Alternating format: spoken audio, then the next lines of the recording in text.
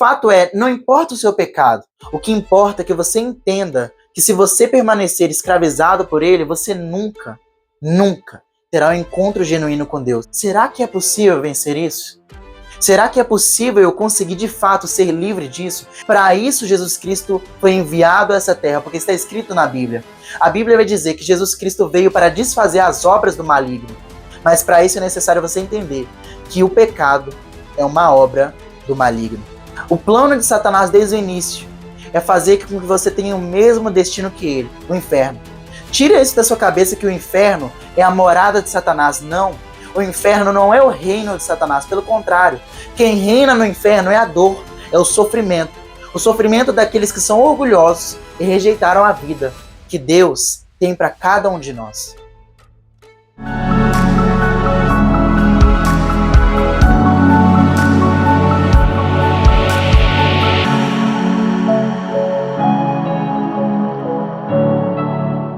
Olá, queridos, graça e paz, meu nome é Pedro Henrique e mais uma vez no vídeo de hoje eu quero estar te abençoando com uma mensagem que eu acredito que o Espírito Santo inspirou meu coração.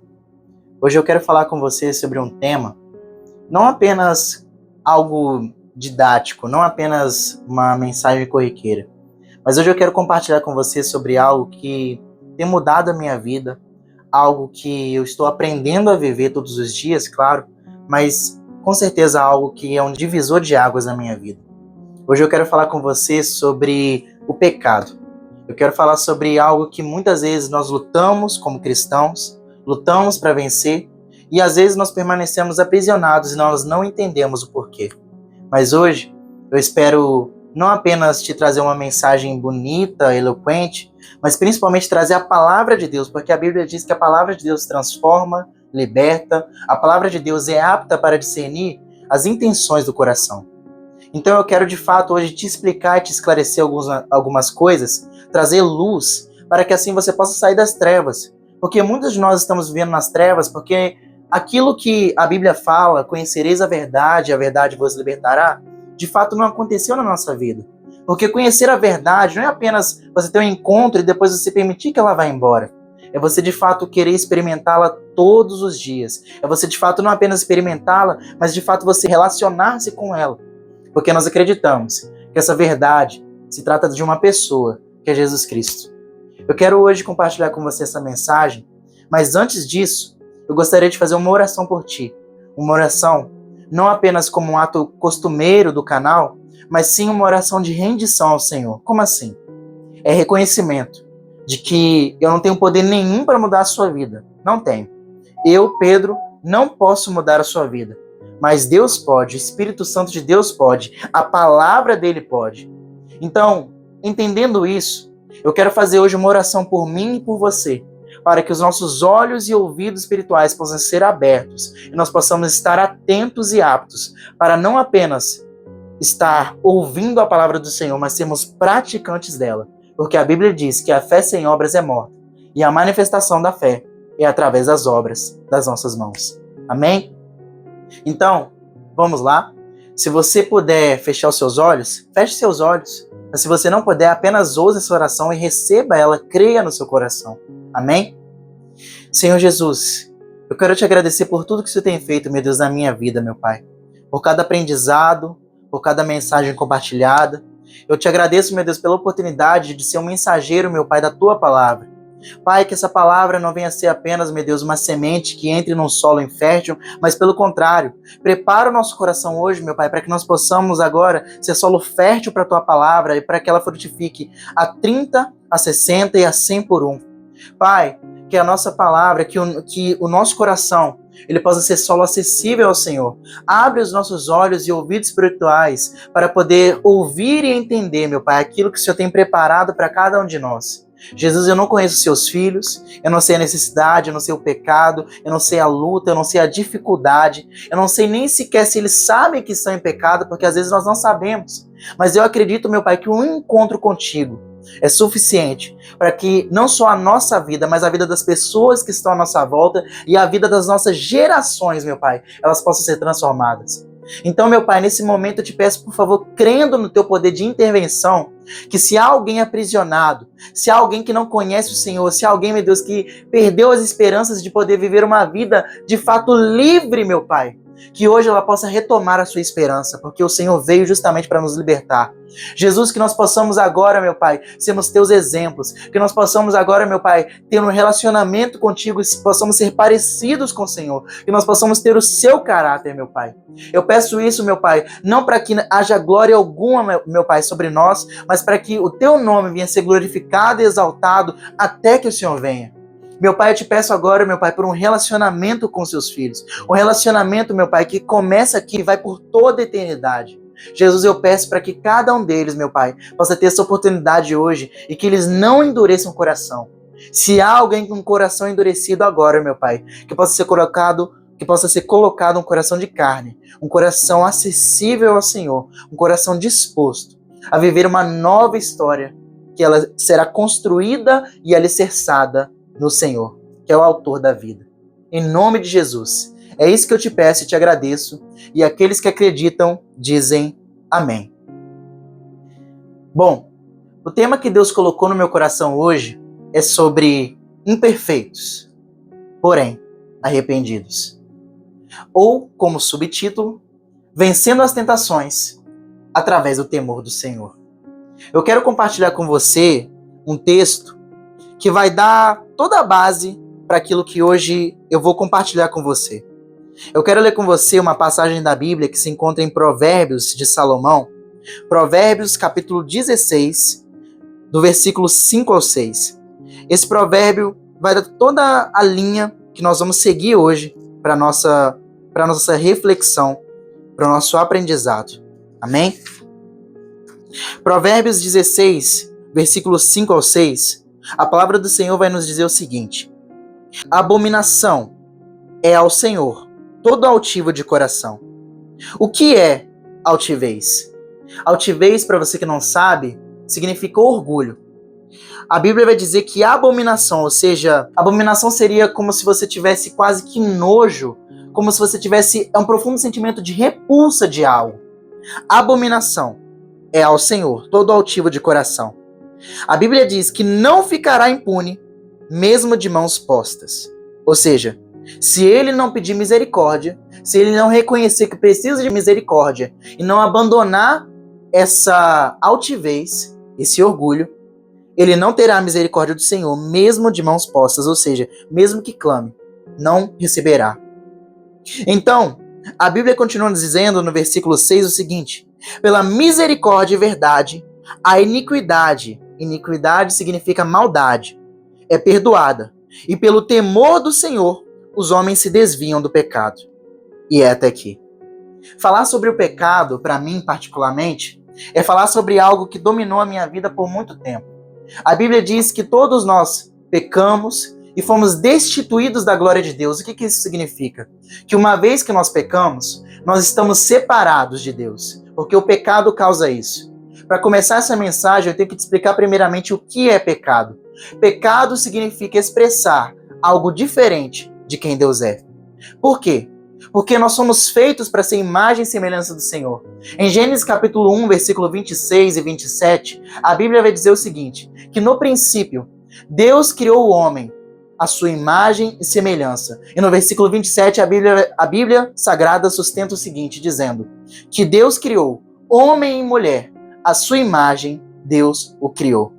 A Bíblia diz que o pecado, no hebraico antigo, na versão original da Bíblia, que foi escrita em hebraico, o Antigo Testamento, e em grego, o Novo Testamento, a Bíblia traduz a palavra pecado como errar o alvo. Qual que é o alvo? O alvo é você ser parecido com Deus. O alvo é você ser aquilo que Deus te projetou para ser. E essa ideia vai na contramão de tudo aquilo que o mundo prega hoje. O que o mundo prega hoje? Você pode fazer o que você quiser, afinal de contas a vida é sua, o corpo é seu, você faz aquilo que você quer. Essa é a ideia que o mundo traz para nós. Mas Romanos vai nos dizer o seguinte, a carta que Paulo escreve aos Romanos, ele diz o seguinte: não vos conformeis com esse mundo, mas transformai-vos pela renovação da nossa mente.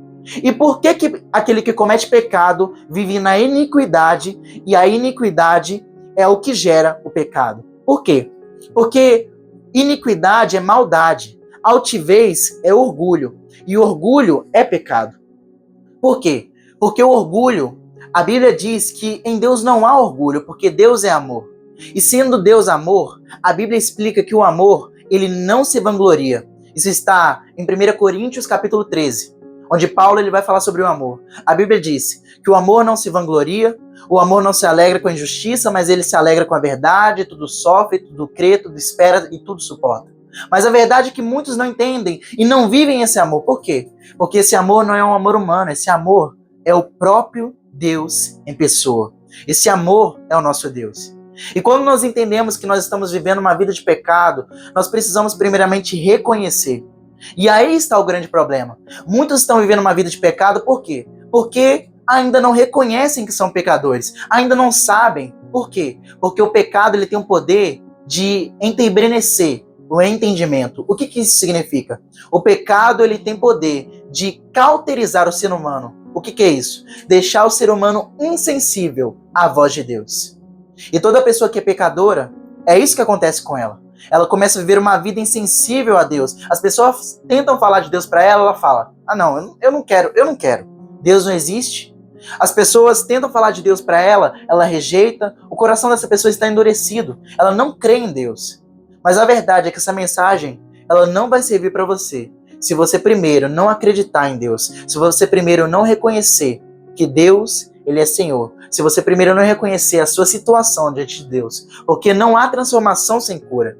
E é por isso que muitos de nós não acessamos essa verdade. Conhecereis a verdade e a verdade vos libertará. Quando Cristo está falando isso, ele está falando não apenas de conhecê-lo, mas de viver uma vida ao lado dele.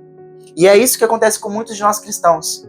Muitos de nós nascemos num lar evangélico, num lar católico, num lar que professa o cristianismo, ou seja, sermos seguidores de Cristo. Mas será que nós somos de fato? Entenda uma coisa, filho de crente não é crentinho, como diz uma sábia pessoa, que agora eu não vou me lembrar.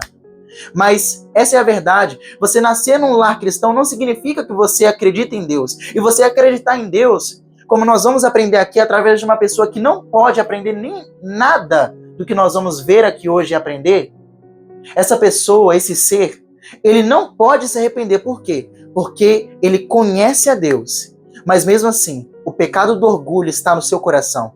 Nele só há orgulho. E o orgulho leva a pessoa a viver uma vida de mentira.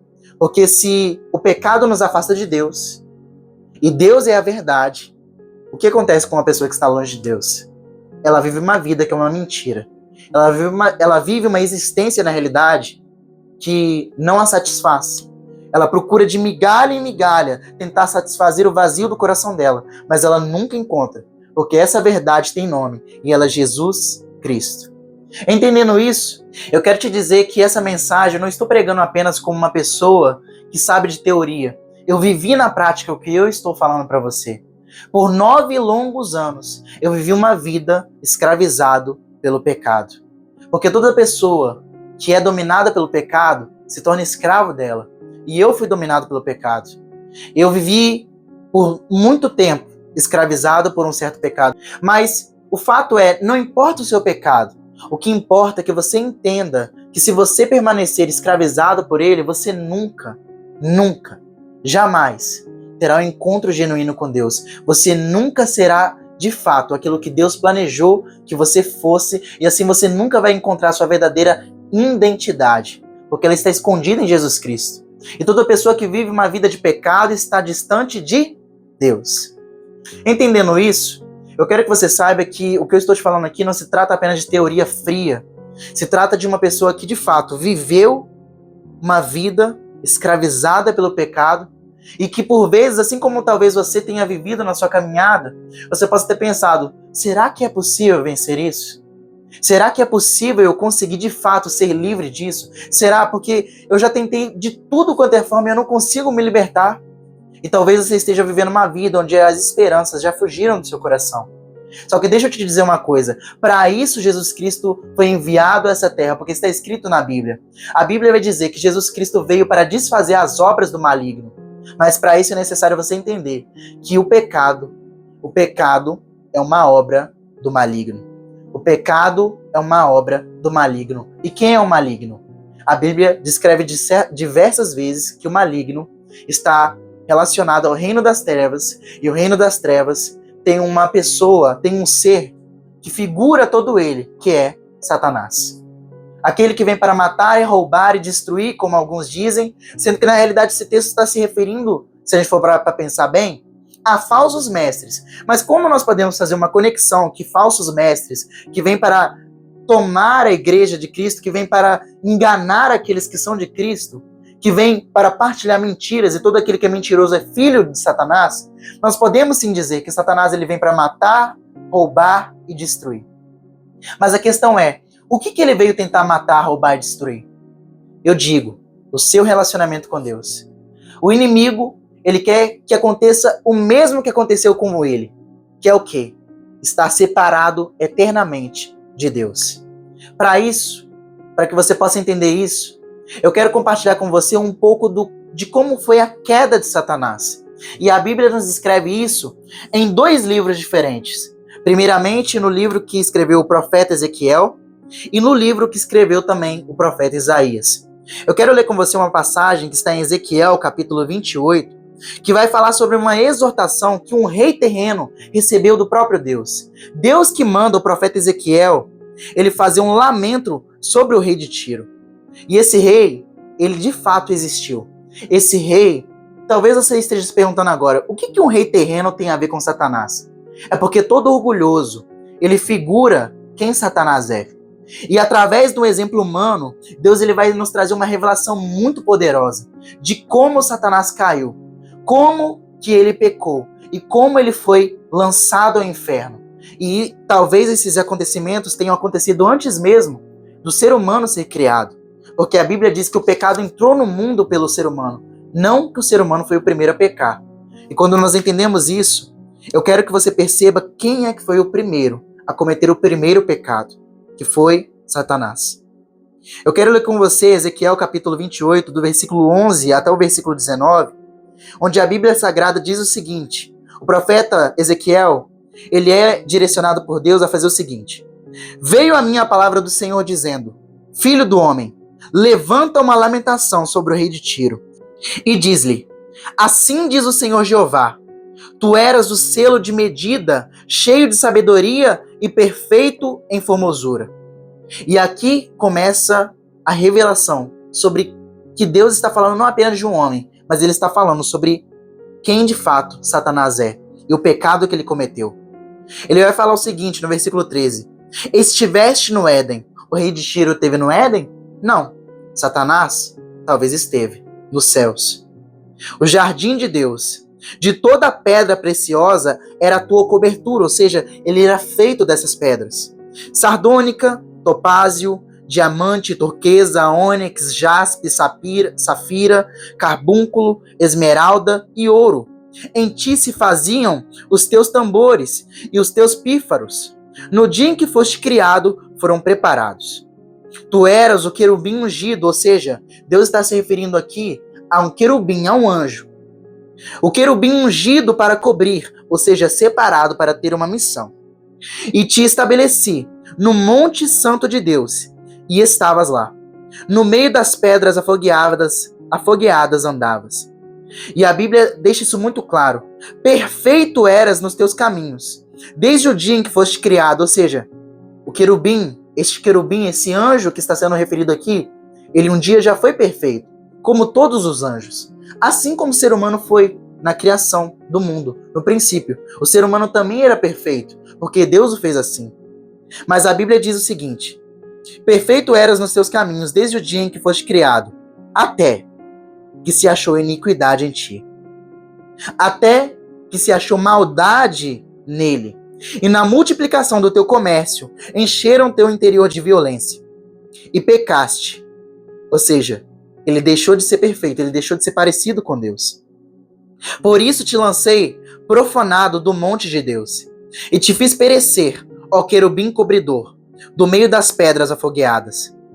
E a Bíblia diz: elevou-se o teu coração por causa da tua formosura, e corrompeste a tua sabedoria, ou seja, o teu entendimento foi corrompido por causa do teu resplendor. Por terra te lancei e diante dos reis te pus, para que olhem para ti. Pela multidão das tuas iniquidades, pela injustiça do teu comércio, profanaste os teus santuários. Ou seja, a Bíblia mostra que nós, como seres humanos, nós somos o santuário de Deus, nós somos a habitação do Altíssimo. Só que quando nós pecamos, Deus ele não habita em terra suja, ele não habita em casa suja.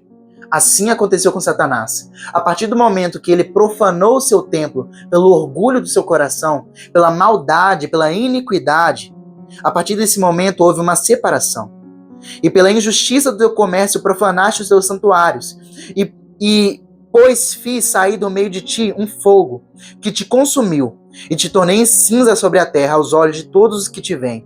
Todos os que te conhecem entre os povos estão espantados de ti, e em grande espanto te tornaste, e nunca mais subsistirá. Ou seja, todo aquele que comete o mesmo erro que Satanás cometeu, ele não irá subsistir. Ou seja, ele não irá permanecer, não será algo durável.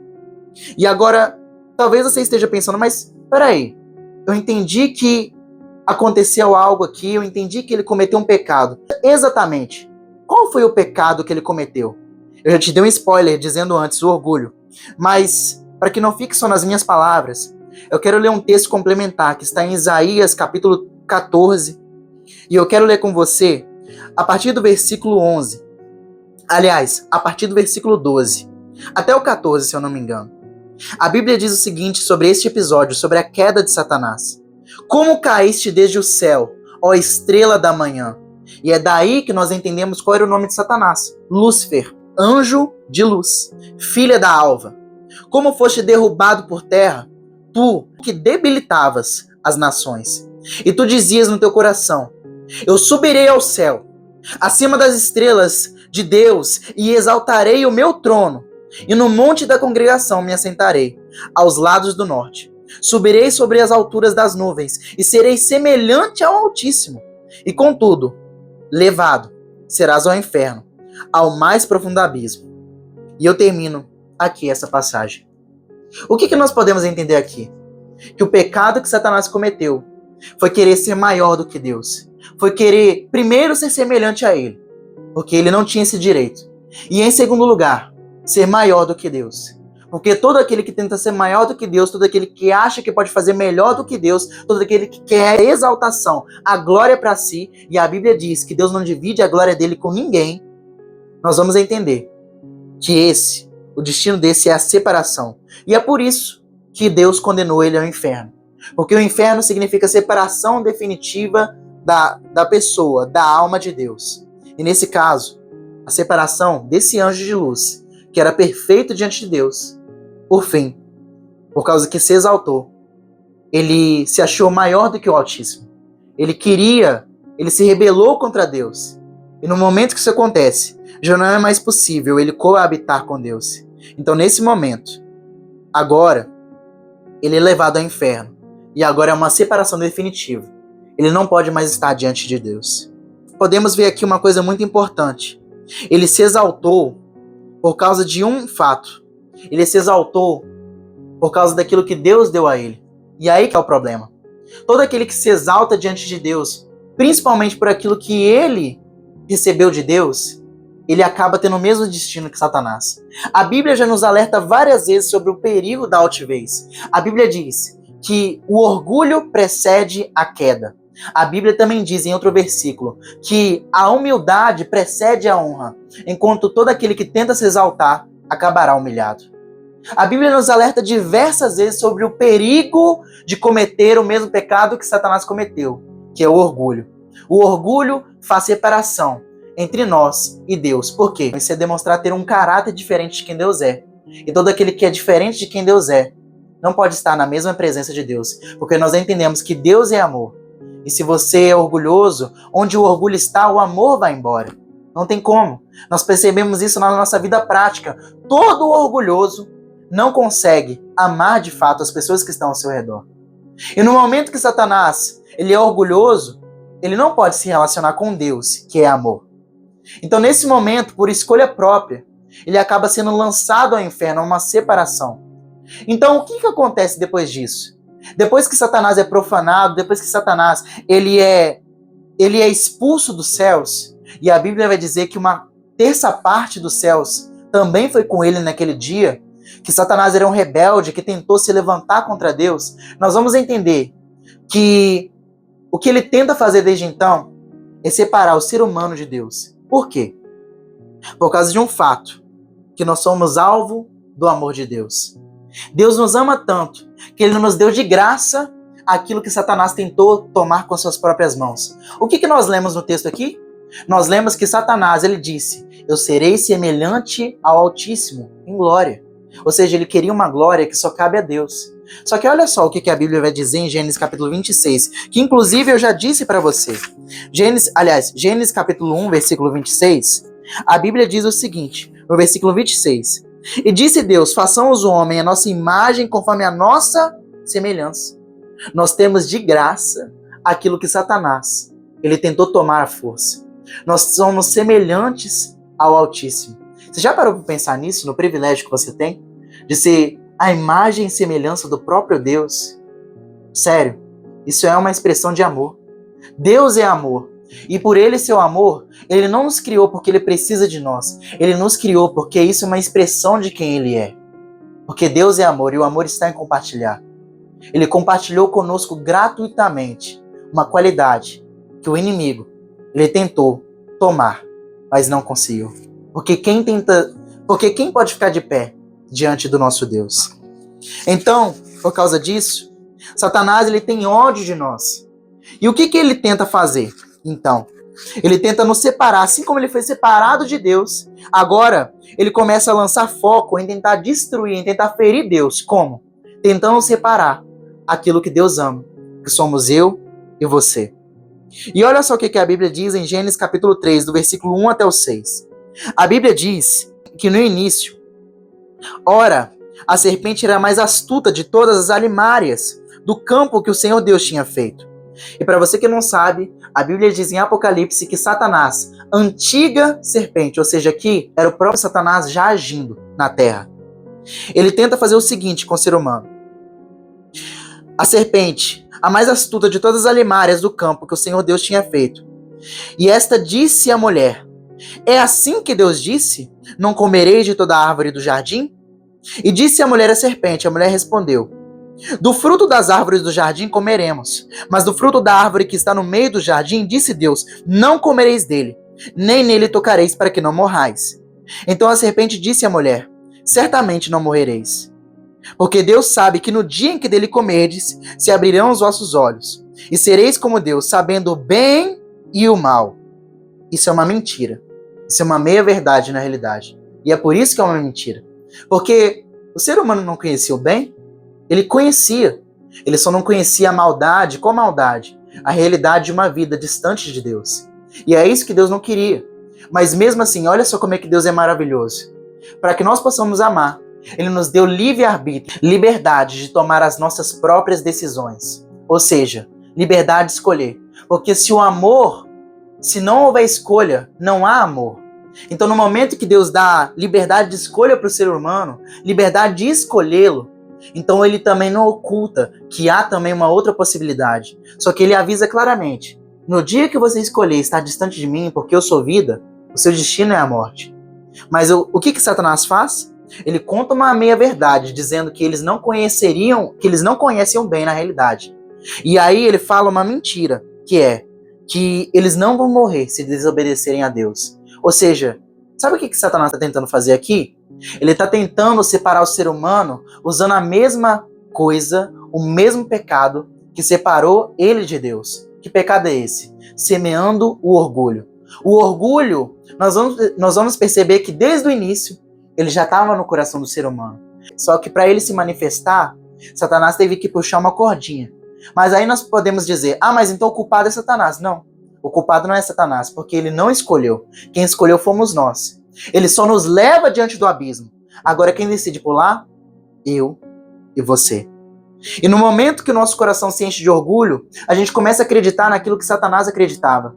Que havia uma possibilidade de viver uma vida melhor do que aquilo que Deus planejou para cada um de nós. Mas a verdade é que Deus, ele não deseja nos reprimir. Deus não deseja, nos privar de algo. Pelo contrário, Ele já nos deu tudo que nós precisávamos. Ele nos deu o melhor, que é ter um relacionamento com Ele, que é ter vida nele. O problema é que quando nós somos orgulhosos, nós não somos capazes de reconhecer isso. Nós queremos achar um motivo para poder duvidar do caráter de Deus. E nós achamos que nós sabemos mais do que o próprio Criador do universo, do que aquele que criou céus e terra, do que aquele que nos criou. E é nesse momento que o orgulho começa a estar no nosso coração. E quando há espaço no nosso coração para o orgulho, aí começa a queda do ser humano. E nesse momento, aí vem o inimigo. Ele vem nos tentando. Só que a tentação é sobrenatural? Não. A tentação é natural. O tentador que é sobrenatural. E no momento que o tentador sobrenatural tenta puxar aquele pratinho que já está ali na nossa mente, ele puxa aquilo que a gente gosta, aquilo que a gente quer. No momento que ele nos mostra um cardápio com aquilo que a gente acha que quer na realidade, aí que começa o problema. Porque se a gente estiver orgulhoso, se a gente não quiser estar se relacionando com Deus, Satanás sabe muito bem que nós não somos reféns do amor de Deus. No momento que a gente quiser sair do amor de Deus, no momento que a gente quiser deixar Deus, a gente deixa. Tanto que a gente fez isso no princípio. Só que o problema é que o destino de quem não está com Deus é a morte. E Deus não quer isso para cada um de nós, porque Ele nos ama. Então eu quero que você entenda o seguinte: o plano de Satanás desde o início é fazer com que você tenha o mesmo destino que ele, a morte, o inferno. Tira isso da sua cabeça que o inferno é a morada de Satanás. Não, o inferno não é o reino de Satanás, pelo contrário. Quem reina no inferno é a dor, é o sofrimento daqueles que são orgulhosos e rejeitaram a vida que Deus tem para cada um de nós. Esse é o destino daqueles que vão para o inferno. E é esse o destino que Satanás quer para cada um de nós. Então a pergunta que fica é: e aí? Ele conseguiu fazer com que o primeiro ser humano pecasse. A partir desse momento nós estamos desconectados com Deus. Então, o que Satanás tenta fazer a partir do momento que nós pecamos? Ele tenta colocar na nossa cabeça que a partir do momento que nós cometemos um pecado, agora já não há mais volta. Que Deus não quer mais cada um de nós. Mas isso é uma mentira. Segundo Samuel, capítulo 16, versículo 2, a Bíblia relata uma situação muito parecida com essa que nós vimos no princípio.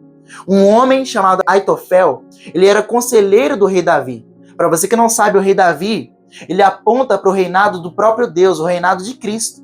Só que Davi, ele tem um filho, e esse filho se rebela contra Davi, assim como Satanás faz no início. Só que esse filho, na realidade, ele é a representação de mim e de você, dos seres humanos, Absalão.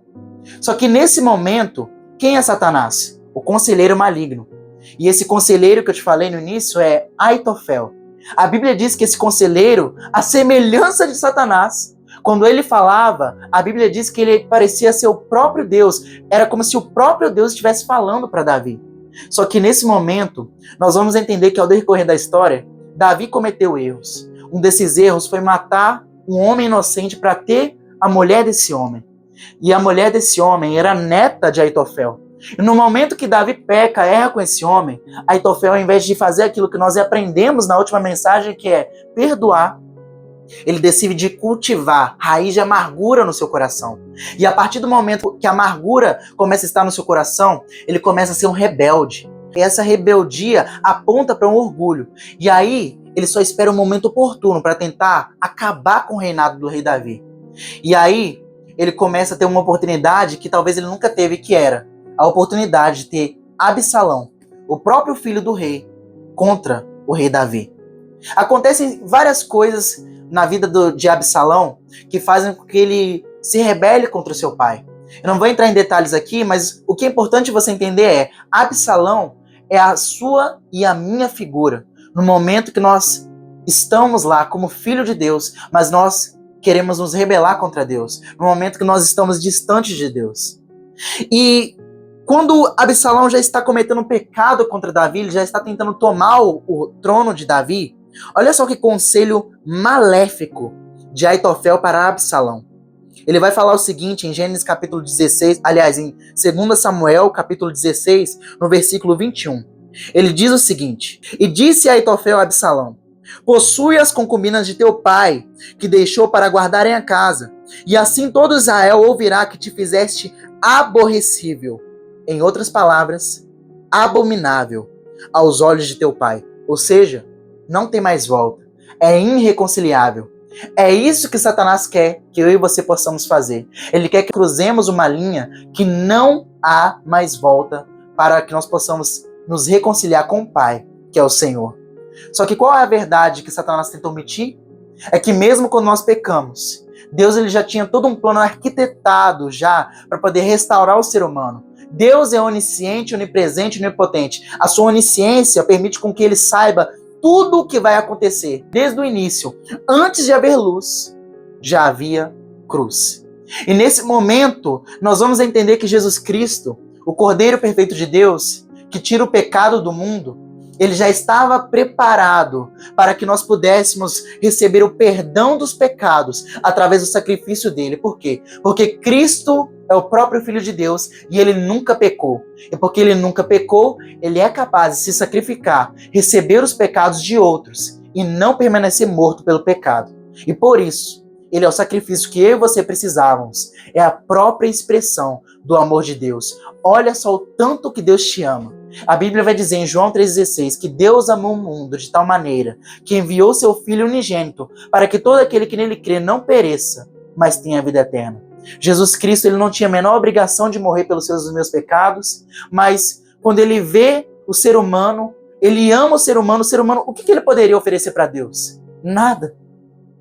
Mas porque Deus é amor, porque ele nos ama, ele decidiu nos amar até o fim.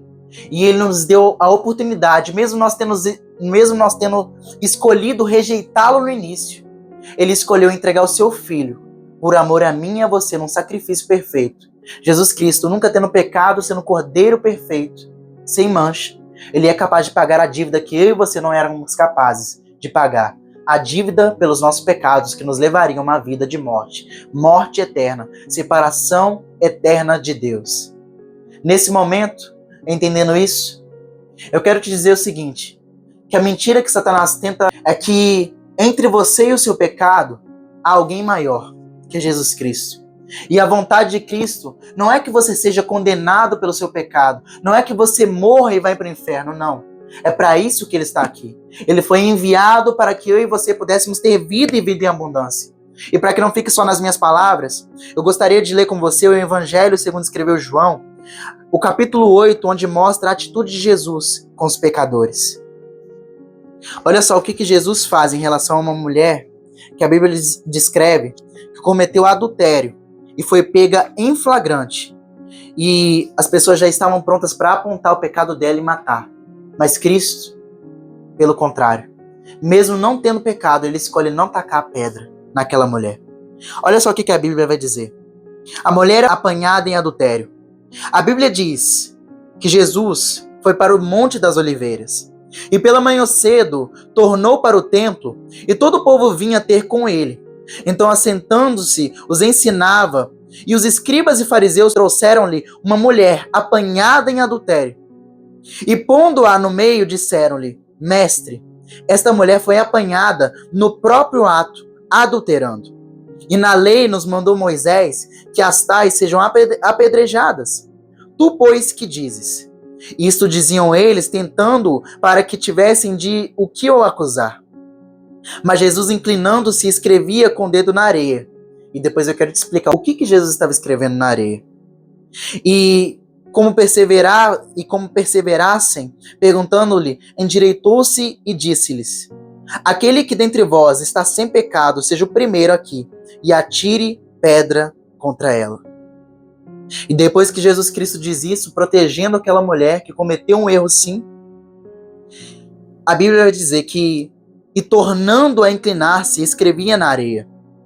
Porém, ouviram eles isto, e acusados pela consciência, saíram um a um, começando pelo mais velho até os últimos, e ficou só Jesus e a mulher que estava no meio. E endireitando-se Jesus, e não vendo mais ninguém do que a mulher, disse-lhe: Mulher, onde estão os teus acusadores? Ninguém te condenou? E ela disse: Ninguém, Senhor. E disse-lhe: Nem eu também te condeno. Vai e não peques mais. Jesus, ele não quer que você morra. Jesus não quer que você esteja longe de Deus. Jesus não quer te perder. Pelo contrário, a própria atitude dele aqui é arriscar a vida dele, mesmo antes da cruz, por uma pecadora. Por mim e por você. Que com certeza nós cometemos diversos erros na nossa vida. Talvez você ainda não tenha consciência deles. Mas toda vez que você fez algo que desagradava a Deus, toda vez que você feriu alguém, toda vez que você feriu o coração de Deus. Mas a verdade é que Jesus Cristo não está aqui para apontar o seu erro. Ele está aqui para poder te dizer que há ainda uma oportunidade de você viver uma vida liberta de fato do seu pecado. Uma vida que é construída nele. E sabe o que me chama a atenção? A Bíblia não diz isso que eu vou te dizer. Mas o interessante é que a Bíblia não deixa nenhum detalhe passar. E ela fala 2 vezes o seguinte: Jesus, ele estava escrevendo alguma coisa na areia. E eu te pergunto, o que será que Jesus estava escrevendo na areia? Jesus Cristo estava escrevendo, provavelmente, isso sou eu, Pedro, parafraseando, a Bíblia não diz. Mas eu acredito que Jesus Cristo estava escrevendo os pecados dessa mulher na areia. Porque erros, ele sendo o amor em pessoa, ele nos ensina a perdoar. E a realidade do perdão é que quando as pessoas erram, a gente deve escrever na areia. Porque quando a gente escreve algo na areia, o vento vem e leva essa coisa embora. Mas quando nós escrevemos isso na pedra, aí nunca mais vai embora. Sabe o que é interessante? É que a Bíblia descreve Cristo como a pedra angular, ou seja, a pedra que sustenta todo um edifício. A Bíblia diz que Jesus é a pedra que os edificadores rejeitaram. Porém, Jesus Cristo, ele não cravou os pecados dessa mulher nele. Ele cravou, na realidade, liberdade dessa mulher nele. O perdão dos pecados está na pedra. Agora, os pecados dela, ele colocou na areia. Isso é maravilhoso. E quando nós passamos para entender isso, eu espero que isso reacenda a esperança em você, de você ser liberto hoje. Eu espero que hoje você possa perceber, caramba, ele não está aqui disposto para me matar, não. Ele quer me libertar. Por mais que naquele momento, aquilo que ele falou, ele estava dando legalidade, inclusive, para poder me apedrejar. Porque Jesus Cristo não tinha pecado. Ele poderia pegar a pedra e iniciar o apedrejamento contra aquela mulher. Mas a verdade é que Jesus Cristo ele não veio para condenar o mundo. Ele veio para salvar todo aquele que nele crê. Para que nós possamos ser chamados de filhos de Deus e nós possamos ser semelhantes a Deus. E então Jesus Cristo, ele continua dizendo e ensinando. Ele fala o seguinte: falou-lhes, pois, Jesus outra vez dizendo: eu sou a luz do mundo. E quem me segue não andará em trevas, mas terá a luz da vida. Jesus é a luz do mundo. Todo aquele que vive uma vida de trevas está condenado para sempre. Sabe o que eu acho interessante? Vamos parar um pouquinho aqui, só vamos entender qual é a vida de uma pessoa que vive uma existência em trevas. Efésios, capítulo 4, o apóstolo Paulo ele vai dizer o seguinte. Em Efésios, capítulo 4, a partir do versículo 17, o apóstolo Paulo diz o seguinte: digo isto e testifico no Senhor, para que não andeis mais como andam também os outros gentios, na vaidade da sua mente. Todo pecado, você percebe isso? Todo pecado começa com orgulho. Não tem um pecado que nós não tenhamos cometido na nossa vida que não tenha sido por orgulho. E entenebrecidos no entendimento, ou seja, eles não conseguem, eles não percebem, porque o reino das trevas é um reino da ignorância. A Bíblia diz: conhecereis a verdade. Diz, eu vou te falar isso. Separados da vida de Deus, pela ignorância que há neles, pela dureza do seu coração, assim eles estão. Os quais, havendo perdido todo o sentimento, se entregaram à dissolução, para com avidez, ou seja, com força, cometerem todo tipo de impureza. Sabe essa impureza que nós cometemos? Isso tudo é porque nós vivemos uma vida de pecado. Sabe essa sujeira que você sente quando você faz algo que desagrada a Deus e você sabe? Isso é pecado. É por isso que você se sente impuro. É por isso que você tem nojo. Porque isso está de fato te deixando impuro. Está de fato te deixando marcado, manchado. Mas você precisa de Jesus, da luz do mundo. E Jesus continua dizendo, a partir do versículo 13, o seguinte: disseram-lhe, pois, os fariseus: tu testificas de ti mesmo, o teu testemunho não é verdadeiro. Ou seja, eles estão falando que Jesus é orgulhoso, porque ele está testificando de si mesmo, ou seja, ele está tentando validar a sua palavra só com o seu testemunho. Ou seja, em outras palavras, estão chamando Jesus de orgulhoso. Mas nós sabemos que Jesus não é orgulhoso. Respondendo, Jesus disse-lhes: ainda que eu testificasse de mim mesmo, o meu testemunho é verdadeiro, porque sei de onde vim e para onde vou. Mas vós não sabeis de onde venho, nem para onde vou. Vós julgais segundo a carne, eu ninguém julgo. Tá vendo? Sabe o que eu acho interessante? É que Jesus, o homem espiritual, ele está fazendo diferente daqueles que são carnais. Sabe o que é carnalidade? É toda obra que nós cometemos que não remete a Cristo. A Bíblia diz que Deus é espírito e é necessário que nós o adoremos em espírito. Mas a verdade, a realidade de todo aquele que está distante de Deus é que ele vive uma vida para satisfazer os desejos da carne, os seus próprios desejos, as suas próprias concupiscências, ou seja, os desejos carnais. Quais são esses desejos? Imoralidade, tem também iras, idolatria, tudo aquilo que desagrada a Deus. Isso tudo vem do nosso coração. E todo aquele que é carnal, ele é rápido em julgar. Você percebe isso? Todos aqueles que vivem uma vida e não são semelhantes a Cristo, eles são capazes de julgar as pessoas tão rapidamente. Mas todo aquele que é espiritual, assim como Cristo é, ele não julga. Ele não julga segundo aquilo que os homens julgam. Ele julga somente segundo a justiça, porque Cristo só julgava segundo a justiça de Deus. E se na verdade julgo, o meu juízo é verdadeiro, porque não sou eu só, mas eu e o Pai que me enviou. E na vossa lei está também escrito que o testemunho de dois homens é verdadeiro. Eu sou o que testifico de mim mesmo, e de mim testifica também o Pai que me enviou. E disseram-lhe, pois, onde está o teu Pai? Jesus respondeu, não me conheceis a mim, nem ao meu Pai. Se vós me conhecesses a mim, também conhecereis o meu Pai. Essas palavras disse Jesus no lugar do tesouro, ensinando no templo, e ninguém o prendeu, porque ainda não era chegada a sua hora. E dissera-lhes, pois Jesus outra vez, eu retiro-me, e então buscar-me-eis, e morrereis no vosso pecado. Para onde eu vou, não podeis vós ir. Ou seja, o que Jesus Cristo está explicando aqui? Ele está falando o seguinte, vai chegar um tempo que vocês vão me buscar, para poder serem livres dos vossos pecados, mas vocês não vão me encontrar, porque vocês não sabem para onde eu vou. E diziam, pois os judeus, porventura quererá matar-se a si mesmo? Pois disse, para onde eu vou não podeis ir. E dizia-lhes, vós sois de baixo, eu sou de cima. Vós sois deste mundo, eu não sou deste mundo. Por isso vos disse que morrereis em vossos pecados, porque se não credes que eu sou, morrereis em vossos pecados. Para que nós possamos ser libertos dos nossos pecados, é necessário crer que Jesus Cristo vive e ele pode nos libertar. Então disseram-lhe, pois quem és tu? Jesus lhes disse, o mesmo que também já desde o princípio vos disse, muitas coisas tenho que dizer e julgar de vós, mas aquele que me enviou é verdadeiro, e eu, o que dele tenho ouvido, isso falo ao mundo. Mas não entenderam o que lhes falava do Pai.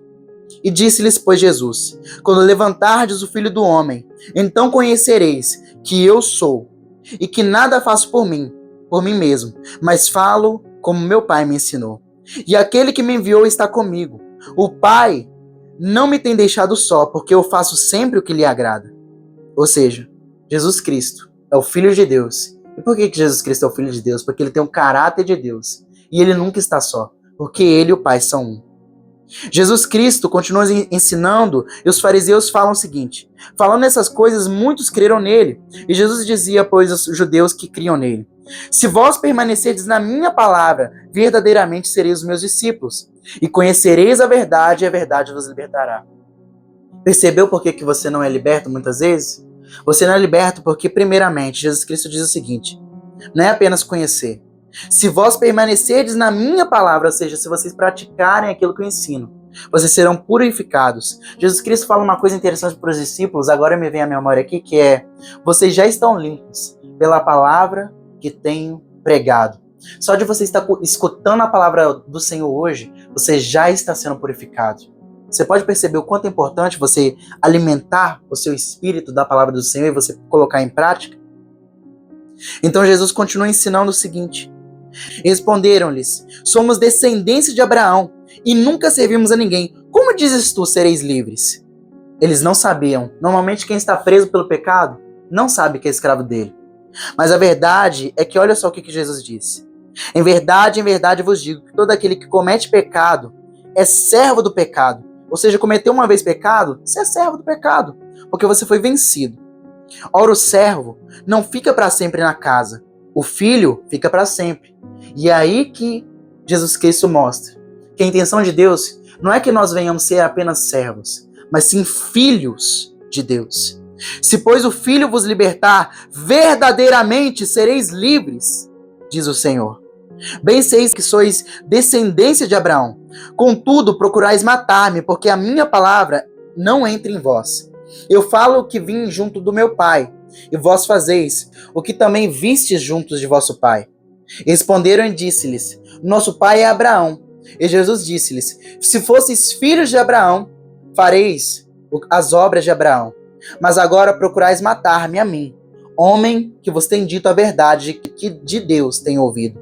Abraão não fez isso. Vós fazeis as obras de vosso pai. E disseram-lhe: pois nós não somos nascidos de fornicação, temos um pai que é Deus. E disse-lhes, pois, Jesus: se Deus fosse o vosso pai, certamente me amareis, porque eu saí e vim de Deus. Não vim de mim mesmo, mas ele me enviou. Por que não entendeis a minha linguagem? Porque não poderdes ouvir a minha palavra. Vós tendes por pai o diabo, e quereis satisfazer os vossos desejos de vosso pai. Ele foi homicida desde um princípio, e não se firmou na verdade, porque não há verdade nele. Ou seja, todo aquele que é escravizado do pecado vive para satisfazer os desejos de Satanás. Quais que são os desejos de Satanás?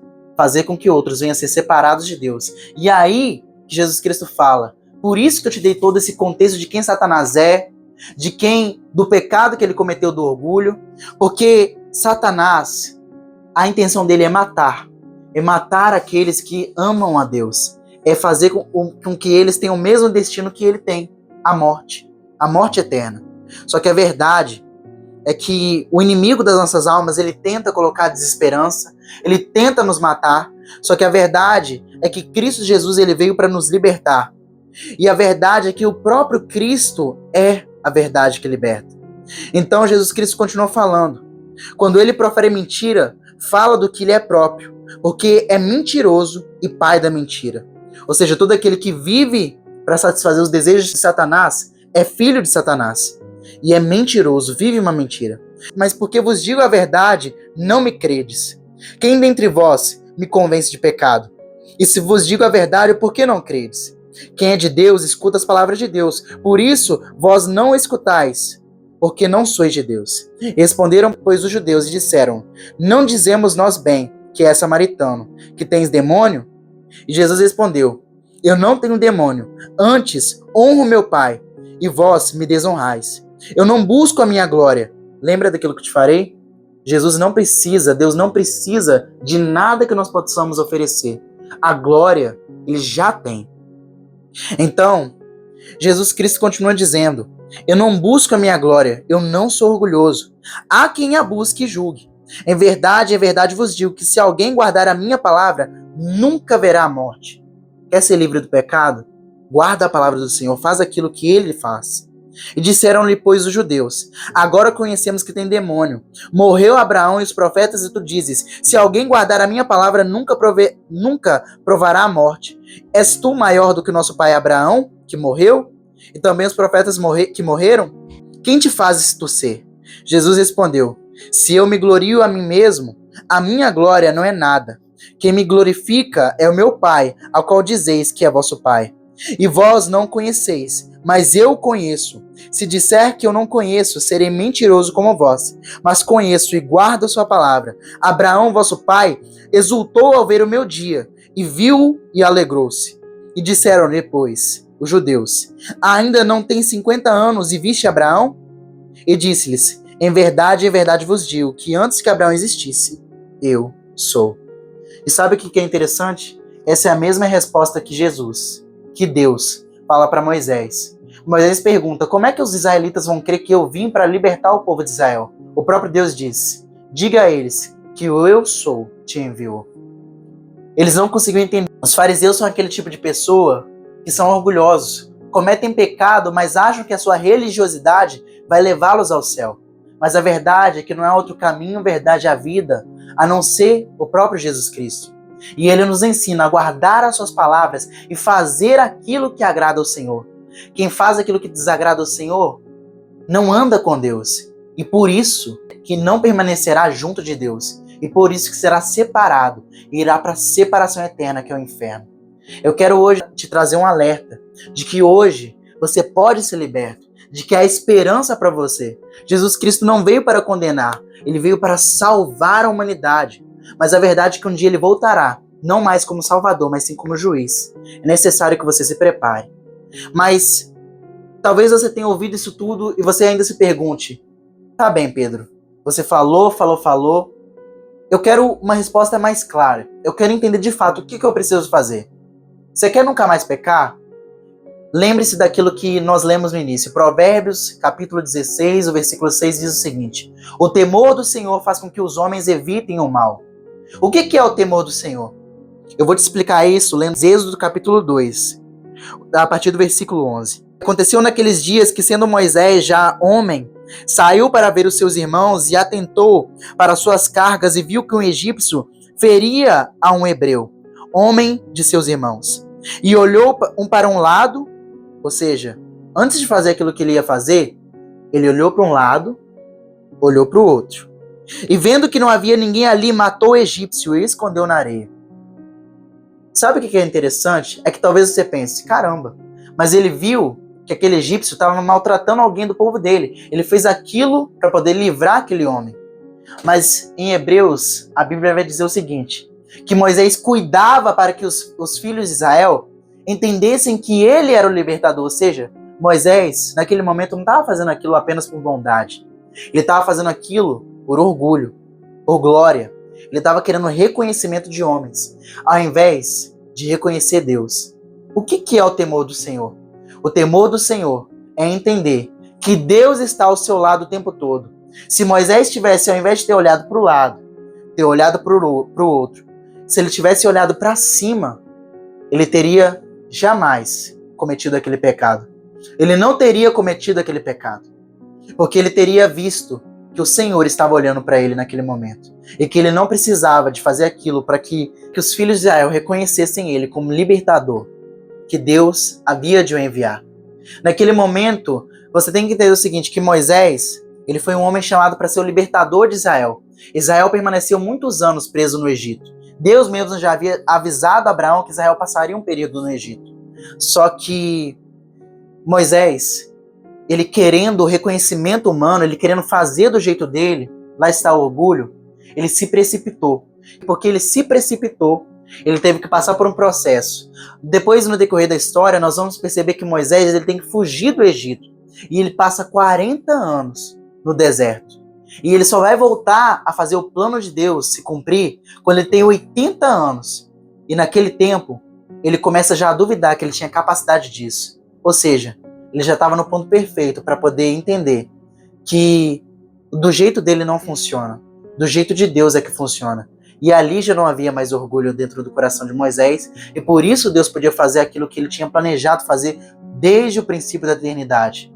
Eu quero te dizer uma coisa: você quer ser livre do pecado?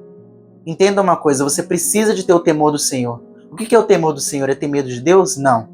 É você não ter coragem de fazer algo que desagrada a Deus, sabendo que Ele está do seu lado todos os dias da sua vida. Sabe, eu acho interessante aquelas pessoas que dizem: e se Jesus estivesse do seu lado hoje? Você faria as coisas do jeito que você faz? Aí eu fico pensando, como assim? E se? Ele está. A Bíblia diz, Jesus Cristo que prometeu isso. Ele falou: eis que estou convosco até a consumação dos séculos. Ele está conosco. O problema é que muitas vezes a gente não para perceber isso, porque nós não cultivamos um relacionamento diário com Cristo. E por isso pecamos tanto do jeito que pecamos. Por isso que nós não somos libertos dos nossos pecados. Mas a verdadeira liberdade está em andar com aquele que é livre. Quem é livre? Jesus Cristo. Então, se você quer ser livre do pecado hoje, a primeira coisa que você tem que entender é: pare de lamentar consequências. Comece a lamentar perder Deus. Porque no momento que Deus for o maior motivo da sua lamentação, no momento que você amar Deus de verdade, eu tenho certeza que você não vai continuar vivendo uma vida de pecado. Que você de fato vai querer ser liberto disso, para que você possa amar a Deus e para que você possa se relacionar com Ele todos os dias. E assim, eu encerro essa mensagem dizendo para você o seguinte: Jesus Cristo não veio para te condenar, Ele não veio para que você pudesse morrer, Pelo contrário, ele veio te oferecer vida e vida em abundância. Mas isso é só para aqueles que o reconhecem como seu Senhor e andam nos seus caminhos, professam ter o mesmo caráter de Cristo. E para que você possa professar ter o mesmo caráter de Cristo, a Bíblia diz o seguinte: se você quer iniciar essa caminhada que começa aqui e vai por toda a eternidade, eu quero te dar uma oportunidade hoje. A oportunidade que Jesus Cristo fala para que nós possamos oferecer. A Bíblia diz o seguinte: todo aquele que crê que Jesus Cristo é Senhor, confessando com seus lábios e crendo com seu coração, esse será salvo. Mas isso é o princípio, isso é o início da caminhada. É necessário que você faça isso para que você possa ter Cristo Jesus te ensinando todos os dias a viver uma vida como Ele viveu, para que você possa ser agradável a Deus, assim como Ele é. Se você quer isso na sua vida hoje, eu quero fazer uma oração para você que ainda não conhece a Cristo, mas você quer entregar a sua vida para Jesus. Se você quer entregar a sua vida para Jesus, só faça essa oração comigo agora. E depois eu vou fazer uma oração para aqueles que estavam vivendo assim como eu, uma vida de pecado, mas hoje perceberam que podem ser livres de verdade através do exemplo de Cristo, seguindo a Cristo e tendo um relacionamento genuíno com Deus. Amém? Para você que ainda não conhece a Cristo, mas teve um encontro com Ele hoje, eu quero hoje fazer uma oração por você. Eu quero que você repita comigo essas palavras a partir de agora, tá bem? Senhor, eu quero te agradecer, meu Deus, porque a tua verdade transforma, a tua verdade liberta. Eu quero te pedir, Jesus, por favor, pela tua misericórdia e pelo teu amor, entendendo que o Senhor veio para isso, para desfazer as obras do diabo e para me libertar. Eu gostaria de pedir, por favor, Jesus, perdão. Perdão pelos meus pecados. Eu te reconheço como meu Senhor e Salvador. Escreve meu nome, Pai, por favor, no livro da vida, onde ninguém pode apagar. Eu sou teu filho e eu quero andar como o Senhor andou. Em nome de Jesus. Amém. Para você que estava distante dos caminhos do Senhor, para você que conhece a Deus, mas estava vivendo uma vida de pecado hoje e percebeu que tudo que você precisa fazer é se relacionar com Ele mais, é cultivar essa presença com Cristo. Eu quero hoje te mostrar a saída disso. Eu quero hoje fazer uma oração por ti. Para você que percebeu que precisava de se firmar mais em Deus, para você que entendeu hoje que precisava de cultivar essa presença de Deus hoje, que talvez você nunca tenha cultivado. Para você que entendeu isso, eu quero que você receba essa oração hoje. Amém? Senhor Jesus, eu oro por aqueles, meu Pai, que assim como eu, viveram anos e anos presos, meu Pai, no pecado. Eu oro, meu Pai, por aqueles, meu Deus, que hoje percebem, meu Pai, para aqueles que as escamas caíram dos seus olhos e perceberam que estavam vivendo uma vida de pecado. Eu oro, meu Deus, e intercedo pelos seus filhos, meu Pai, pedindo cura e restauração. Que eles possam perceber, meu Pai, que tudo que eles precisam, meu Pai, é usar os recursos que o Senhor mesmo nos deu, que é viver uma vida ao seu lado. Jesus, que nós possamos não apenas, meu Pai, sermos cristãos de boca, mas que nós possamos de fato ser imitadores do Senhor, meu Pai, professando ter o mesmo caráter que o Senhor tem, demonstrando ter o mesmo caráter que o Senhor tem. Nos ensina, meu Pai, para que nós possamos não apenas viver uma vida aqui com o Senhor, mas viver a eternidade com o Senhor, quando tu voltares, meu Pai, assim como o Senhor prometeu. Em nome de Jesus. Amém. Eu espero que essa mensagem ela possa ter te libertado. Me perdoe pelo tempo dela, eu sei que é muito longa. Talvez muitas pessoas não vão assistir essa mensagem, mas eu acredito naquilo que foi ministrado hoje, porque tudo que foi ministrado hoje foi a palavra do Senhor. Eu espero que você possa aprender com Cristo, que você possa ser liberto, que você possa de fato entender que tudo que você precisa é andar com Cristo. A Bíblia diz: todos aqueles que estão cansados e sobrecarregados, venham a mim, porque o meu jugo é suave e o meu fardo é leve. Aprendam de mim, pois eu sou manso e humilde de coração. Se você quer ser liberto hoje, o caminho é Jesus. Você tem que se relacionar com Ele. Você tem que, de fato, confessar os seus pecados, como a Bíblia diz. Confesse os seus pecados para alguém de confiança. E, se possível, confesse para aqueles que você feriu. E, a partir desse momento, ande com Deus. Se relacione mais com Deus, entendendo que, de fato, Ele está ao seu lado. Porque eu tenho certeza que, quando você começar a fazer isso, o temor do Senhor vai entrar na sua vida. Assim como nós lemos no início. E você vai começar a evitar o mal. Amém? Deus te abençoe. Até a próxima mensagem. Em nome de Jesus.